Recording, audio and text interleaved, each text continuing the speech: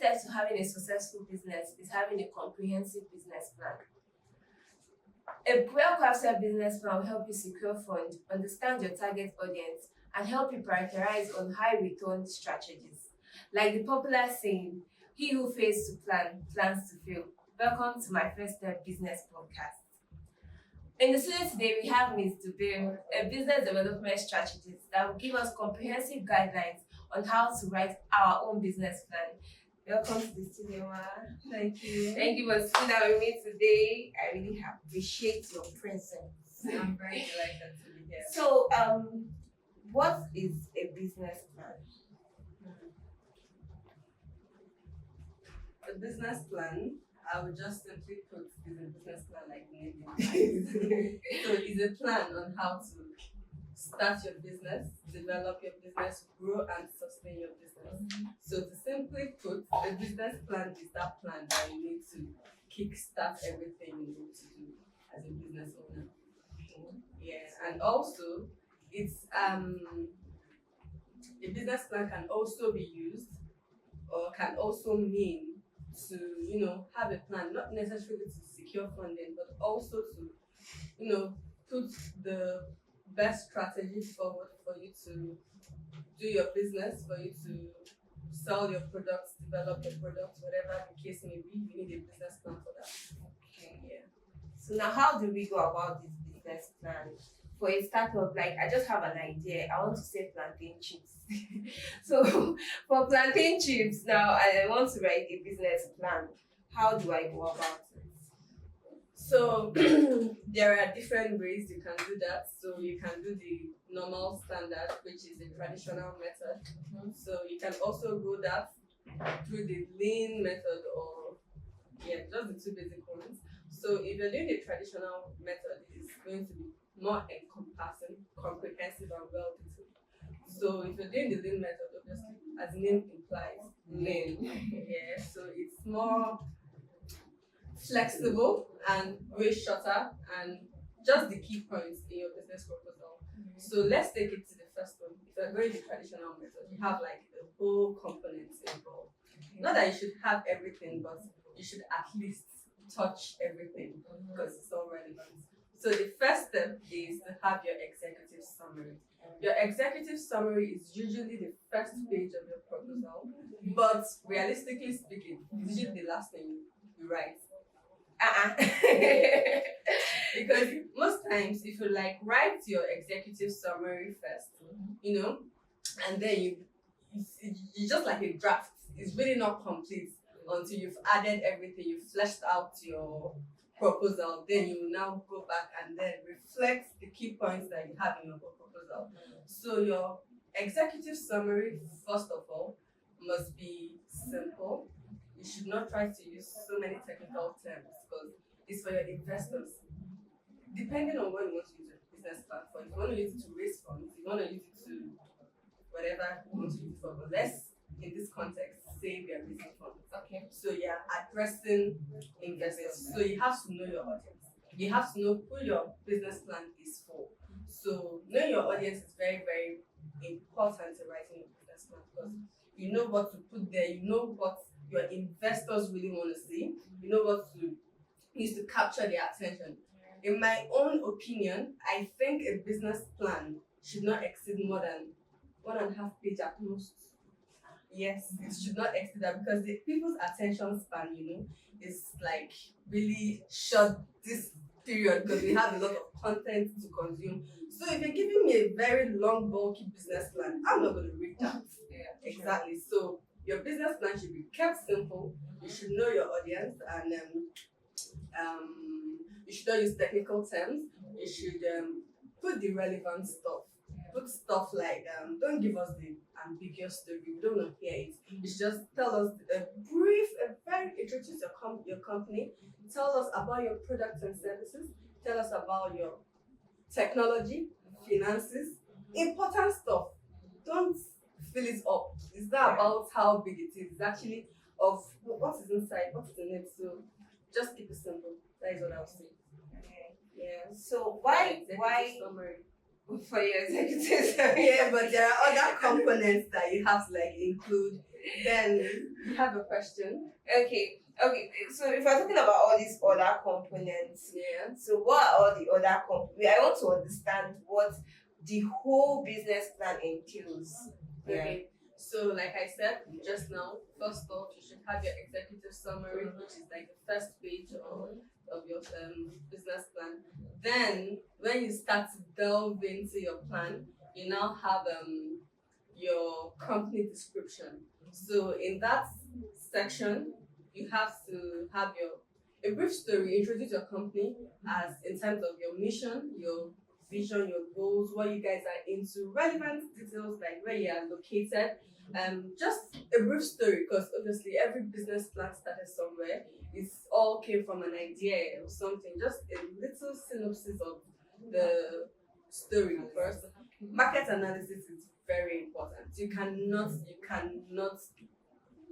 cannot just Skip what's the it. word? You can't afford to Yeah. because it would be a very costly mistake to you. So what is a market analysis? A market analysis is basically an analysis of the market, of the industry where you want to operate. For example, you want to sell plantain chips. What is the industry like? Okay. So you have to consider that, you have to look at it in a holistic view. The next is organization and team. You have to talk about your team members. If you are a key man risk, that is what is it called? Sole proprietorship.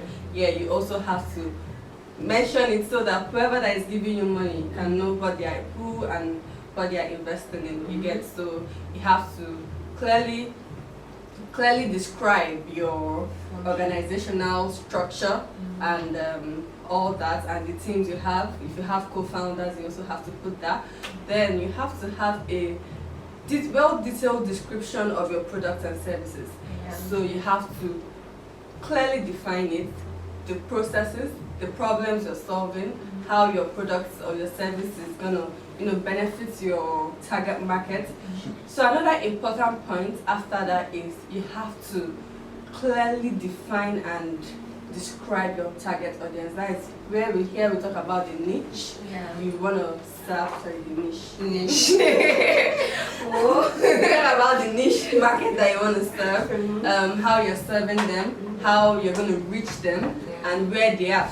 So if you're serving, for example, the luxury market, where are they? Who are they? So that is where that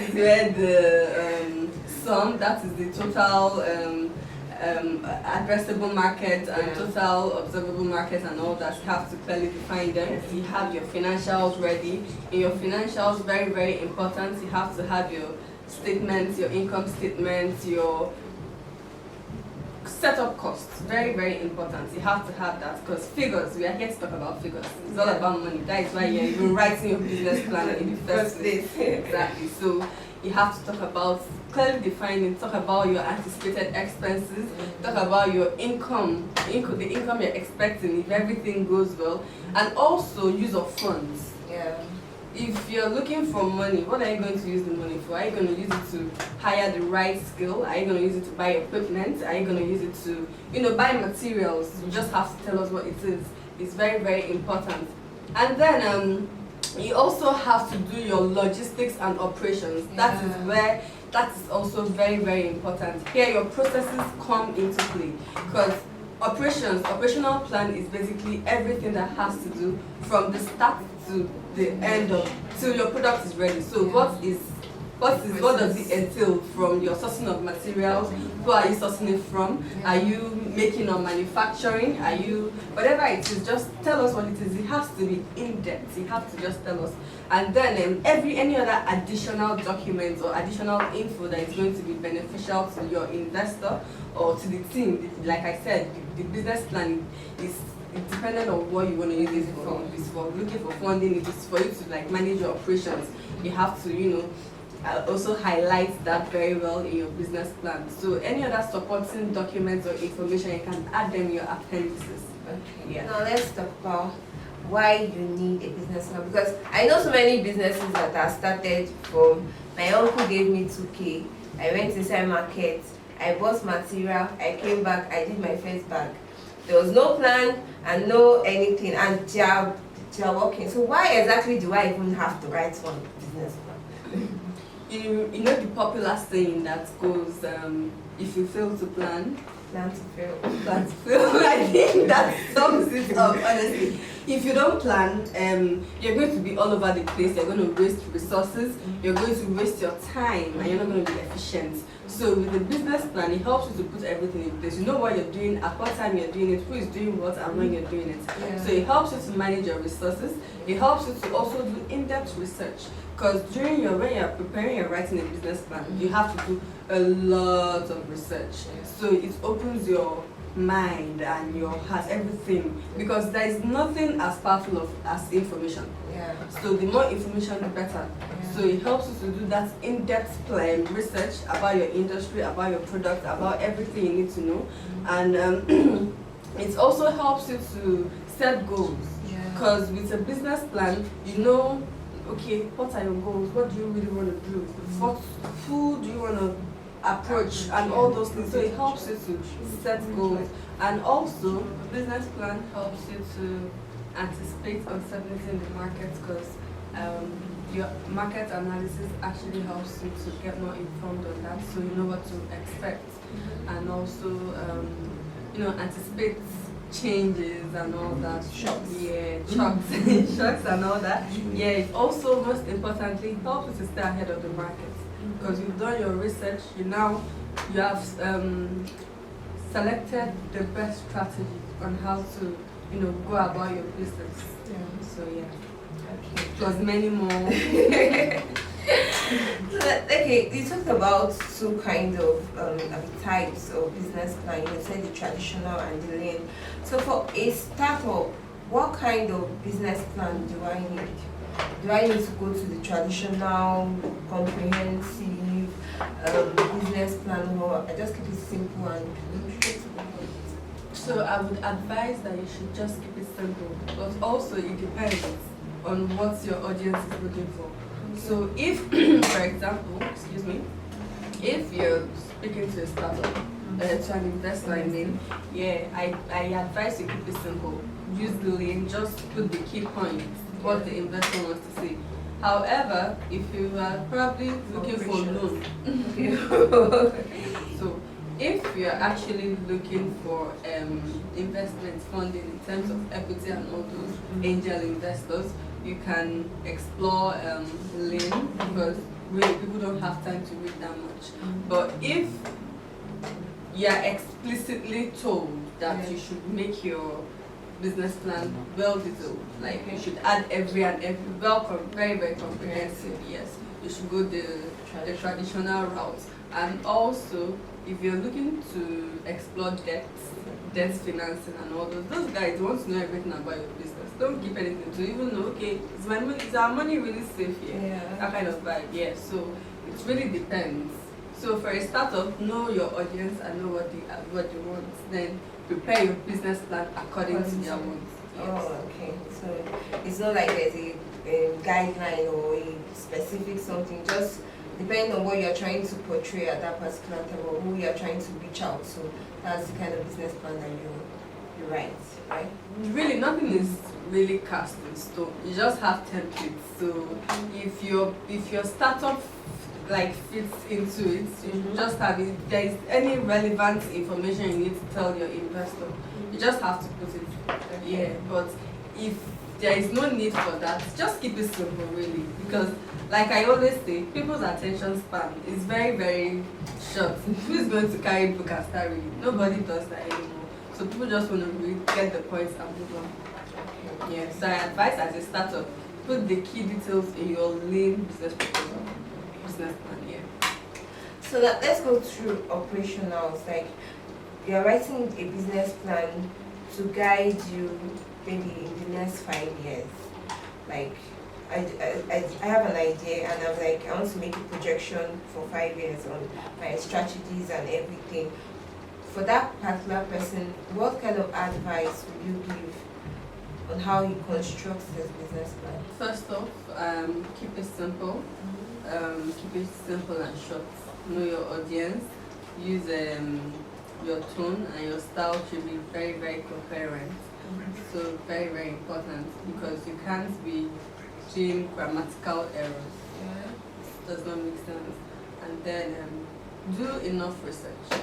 Research can really not be overemphasized here, because you just have to widen your knowledge on whatever you're writing on. So do enough research so that you can get the key information. Yeah.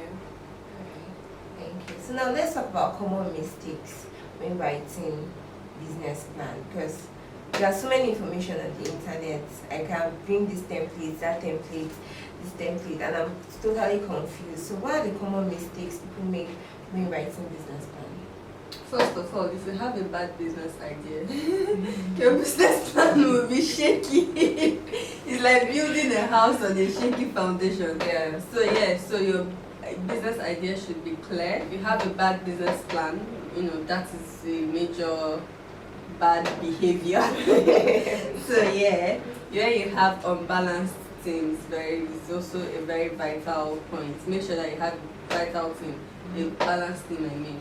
So you have the necessary skills and competence that you need to execute your plans properly, and also make sure that you have your financial projections are very correct, up to date, and accurate. Because who makes projections on wrong figures? It wouldn't make sense. And then grammatical errors and all these minor errors, and basically, these are like common mistakes. If you can take note of those basic mistakes, I think you're on your way to having a very good business plan. Yeah. So now let's look at the last question. Do I really need a business plan for my operationals? Do I really need a business plan for my business to function? Do I really need a business plan to grow my business? Is business plan necessary?